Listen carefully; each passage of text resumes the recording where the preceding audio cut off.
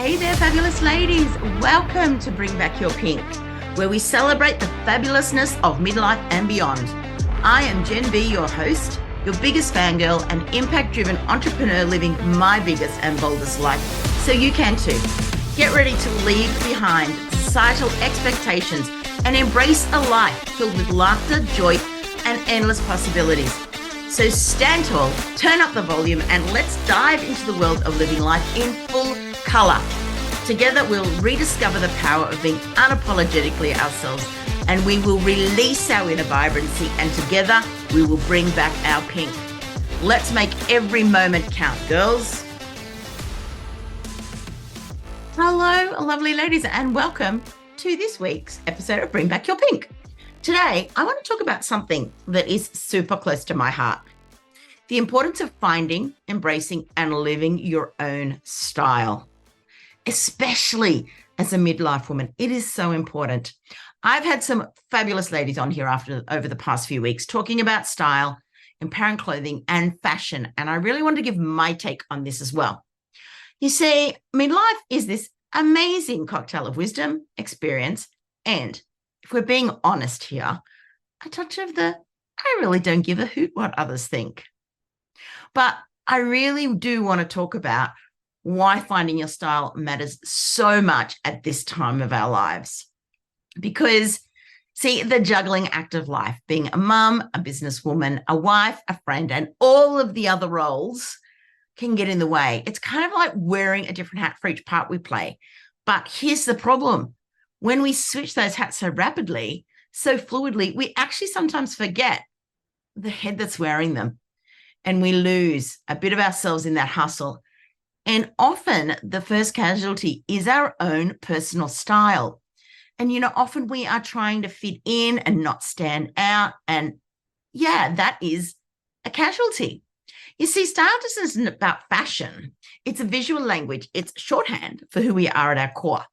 And when we ignore our style or let something else take it over, we are inadvertently muting and making invisible a part of our identity. We become like those chameleons and blend into the roles that we're assuming rather than standing out as the unique, fabulous, amazing individuals that we are, instead of being who we were meant to be. And let's be real, it's a very slippery slope and one that I've gone down from neglecting our style to feeling disconnected from ourselves. Neglecting our style and who we want to be is like giving away bits of our personality. We start compromising, we settle, and before we know it, we look in the mirror and think, who the heck is this person? I know I've done it many a times. Who is this lady that's dressed in black? Like, who even am I? Finding and embracing and living our style is not just frivolous. It is an act of self-preservation, a reclaiming of ourselves, a reclaiming of who we were meant to be. And, it's particularly important in the whirlwind of responsibilities that midlife often brings. So if you feel that you've lost your style somewhere between, board meetings, life, caring for parents, parent-teacher conferences, divorce, whatever, know this. It's never too late to rediscover it. Your style is a vital form of self-expression and self-respect. And it's high time we placed it back on the priority list where it belongs. Because this is the thing, girls, when you look good, you feel good.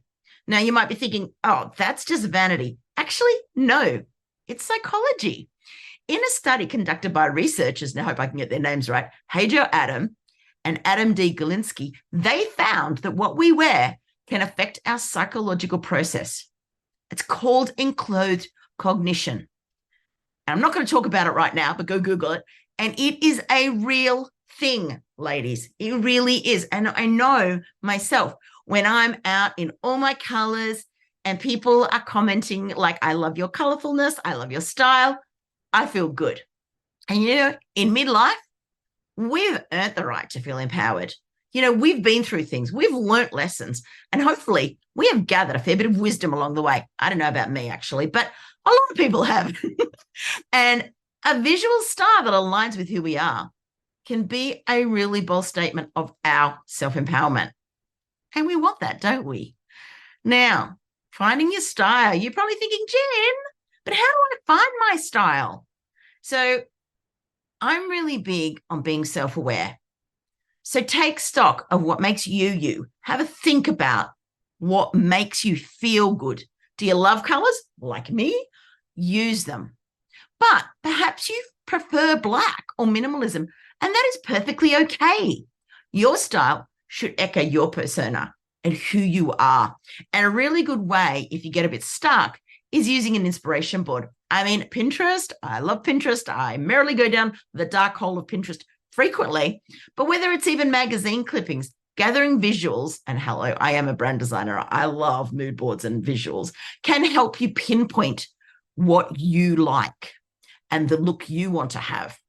You know, and there's no harm in seeking help. I mean, personal stylists, and I love a good personal stylist because they can help you actually find yourself again, or even brutally honest friends can offer valuable advice to you. And embrace it. Whatever you choose, embrace it. You know, test drive your new style. Put on the new outfit or accessory and go out and see how you feel. Now, I remember the very first super colorful dress I bought. It was from Little Party Dress. And I put it on and I felt fun and happy, but I also felt really self-conscious because it was so different from all my black. I still have that dress today, and it was a few years ago. But when I went out, so many people commented on it. I'm kind of like, oh, this is nice. Like I was getting compliments. And I thought, oh, I really like this. This is making me feel good. And that's actually when I vowed to never, ever go back to the way I used to be. And this is now going into positive affirmations. You know, if you are hesitant, like I was, and I probably should have done this as well, stand in front of the mirror and tell yourself how amazing you look. You know, if people are going to tell you this as well, but if you feel it, you know, it's going to be great. Positive reinforcement can go a very long way. And as I say, well, the ultimate aim is not to care about what others think. A little bit of validation never hurts. Go out there, wear whatever it is that you fancy and show off your style. So now I want to talk about living your style. How do we live this newly embraced style that we have rediscovered? Be consistent. Once you figure out what works for you, stay consistent. Doesn't mean you can't experiment, but maintain a core style that's you. I actually don't have any black dresses in my wardrobe. I had a big clean out a little while ago and I threw out I didn't throw out, I donated them actually, 6 bags of black clothing. Now, that doesn't mean I don't have a black dress. Of course, I've got a black dress. I have 3 that I really liked and I kept. But now when I wear them, I throw big pops of color with them. A few weeks ago, I was the Oz Mumpreneur finalist awards night, and I wore if you follow me on Instagram at Bring Back Your Pink, you might have seen this coat. It's from a place called That New Label in Melbourne, and she custom made it for me. And it is this amazing sequined fur coat with flamingos on the back. I wore that over a black sequin dress with hot pink sneakers and a hot pink bag and jewelry. So that works. So it is just about experimenting and finding what is you. And remember, styles aren't static. As you evolve, let your style evolve with you. I started out by wearing a certain style of dress. I've now evolved into wearing other styles, and some are super duper bright, some are still bright, but maybe a little less bright. Let it evolve with you. And remember, style isn't just clothes. It's how you carry yourself, how you speak, how you think about yourself, and how you treat others. I know when anybody gives me a compliment on what I'm wearing, and let's face it, I know I stand out these days. You can't have hot pink hair and not stand out. But now I also match it with the clothes, and I do get a lot of compliments, which absolutely makes my heart sing. And I say every time, I am so grateful. Thank you so much for saying that. And I realize that other people like, you know, the colorful clothes, and it makes people happy. So, you know, just remember, it's about all of the things. But one last thing, Let me tell you, girls, midlife is not a crisis. It is that opportunity. It is that opportunity to reset, revamp, reinvent. And that's the most exciting. Reinvent yourself. It's so exhilarating. So let's raise a metaphorical or literal, I will never judge anyone drinking champagne, glass of champagne to embracing and living our best styles from midlife to beyond. Thank you for listening today. And let's all go out there and be our most amazing selves, shall we? And remember, life is too short to not live it in full color, whatever that means to you. Hey, ladies, I created this podcast because I know we need more of it to help us bring back our pink and live our best lives. But guess what? We can't do this alone. So if you loved this episode, let's spread the word. Share it on your socials, send it to a friend, and don't forget to write us a review. By doing this, you become part of the movement to bring back your pink and inspire others to do the same.